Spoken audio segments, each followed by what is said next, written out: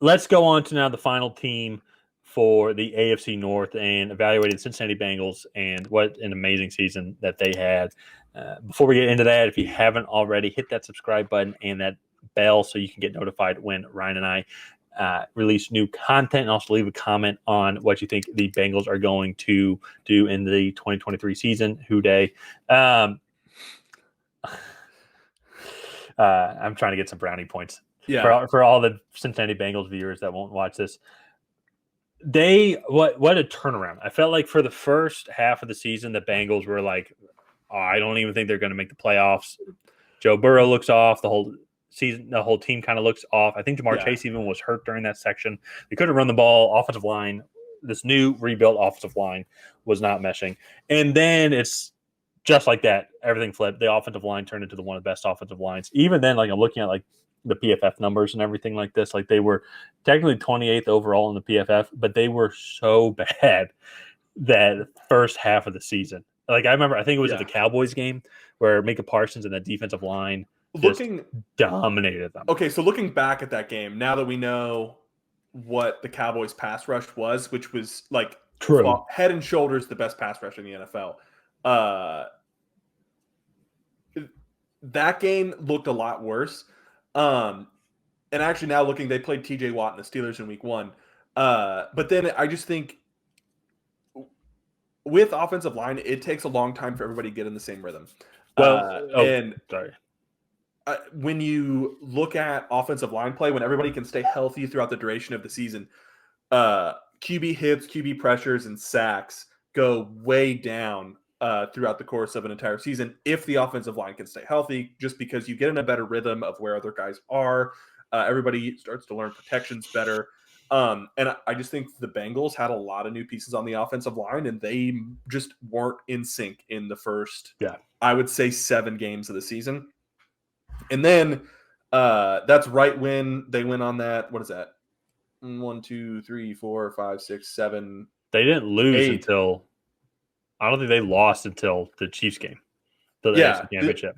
That's regular season. So no, I know. 8, 9, 10, and then they lost. So that 10-game win streak, that offensive line was playing well. And actually, when they did lose, that offensive line was banged up, and they had 2 backups playing, including the left tackle position with was it Jackson Carman?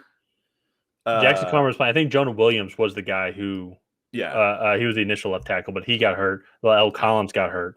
And then did Alex Kappa get hurt? Yeah, Alex Kappa got hurt, and then Ted Karras was playing injured in the AFC Championship. Oh yeah, I think he pulled his groin or something. Like he was playing through a pulled groin. I pulled my groin in college. I couldn't even imagine. That was awful. You cannot move. But that's like it's, and they're not losing anybody offensively of major importance. Samaje Perine is a free agent. They can re-sign him, or probably not, because you can go get a rookie running back. Hayden Hurst, very cheap. Hayden Hurst, but the same biggest offensive loss. True, but when you look at this tight end class, though, I mean that could be the first overall pick. I mean, maybe even Michael Mayer falls that far. Dalton Kincaid, I think, would be great in that offense with how quick everybody is. Lucas Musgrave, then you still have the Payne Durham from Purdue. I'm sure there's other guys that we saw from Michigan. Yeah, there's a lot of guys that can come in and play tight end. The one thing that's risky about letting him walk and then drafting another one, Hayden Hurst can play tight end in your system. You won't know until you get those rookies in if they can play in your system or not. True, but I think you have Joe Burrow coming up. His contract's coming up. That I agree. He's going to come with a big contract, so you can go get these rookie. Hayden Hurst is going to be more expensive, I think, than a late first round pick. Yeah, he'll probably be a $10 million tight end. Yeah, so I wouldn't want to pay him. I mean, a late first round pick is going to be what, $2 million, $3 million? Maybe now it's in the 4 to 5 range, but still that's half the price. Yeah, and I agree. To me, the big free agents come on the defensive side of the ball with Jesse Bates, Von Bell, and Eli Apple. I know Eli Apple. He's gone. Well, I know Eli Apple. He's gone. Yeah. But Jesse Bates and Von Bell are both probably gone. I know they drafted Daxton Hill to kind of come in and maybe be that Jesse Bates player in last season's draft. Who's the kid from Nebraska that had the interception against the Bills to close it out? He's a rookie. I can't remember. Oh God, it's killing me. Well, I will say I think they'll keep one of them. Like, because as a Falcons fan, we did the one video about why Jesse Bates, why the Falcons should go after Jesse Bates. So I think they're going to re-sign Von Bell, or maybe they'll re-sign Jesse Bates and the other one. Cam Taylor Britt. Oh yeah, Cam Taylor Britt. So he's a second-year guy. I agree. I don't think they're going to re-sign Jesse Bates. They franchise tagged him last year. So unless they want to sign him to a longer extension, I don't think that they will franchise tag him a second year in a row. For me, I haven't really done this with any of the other teams yet, but the free agent target I would love to see them go after is James Bradberry. To me, he's a number one corner in the NFL. You can put him on the outside with just about anybody. Yes, he is a physical outside corner, and he did hold Juju Smith-Schuster. However, he was a premier corner all year. I think if you get him in that defense, you get him a guy over the top like a Daxton Hill, coupled with some of the other young corners that they do have. You can invest in this draft later on, which they have all 7 of their original picks, so they can do that. And to me, I think that would go out. That is the A.J. Brown trade version for the Cincinnati Bengals. I think that takes that defense to the absolute next level. And like, they had the 7th best rushing defense in the NFL. They were just 23rd in passing. So I think if they can make that even average, that Chiefs game plays out a lot differently.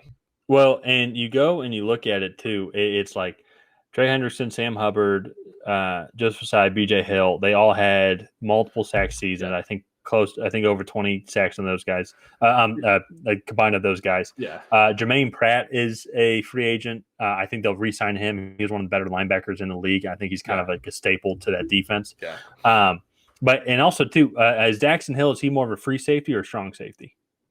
He's more of a free safety. So he played like some corner this year, but at Michigan, he's like a 6'1", like 200-pound floater, but he ran in like the mid 4.3s.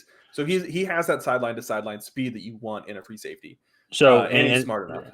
Well, and that's where, and I say this, and that's why I think Jesse Bates is going to be gone. They're going to re-sign Von Bell as their strong safety. And if Daxton Hill come in and be that free safety, then like if he can produce the same, then and he's cheaper, then you're definitely going to keep him. And that's going to be the interesting thing, I think, really coming in for this offseason of the Bengals is how they manage that secondary. Would not be surprised if they extend T. Higgins. I mean, they have we even mentioned their cap space? They have $36.5 million. I think it's the third or fourth. I have $44 million.